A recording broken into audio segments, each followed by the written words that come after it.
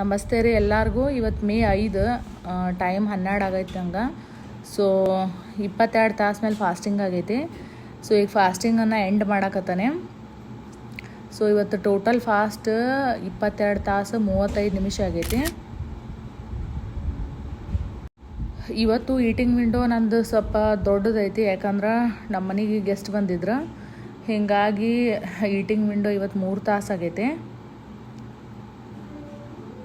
So ಈಗ ಇದು ಫಾಸ್ಟಿಂಗನ್ನು ಶುರು ಮಾಡ್ತಾನೆ.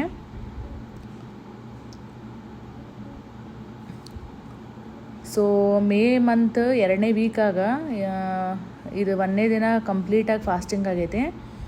ಆಮೇಲೆ ಇವತ್ತಿನ ಸ್ಟೆಪ್ಸ್ ಎಷ್ಟಂದ್ರೆ 12,345 ಸ್ಟೆಪ್ ಮಾಡೇನೆ.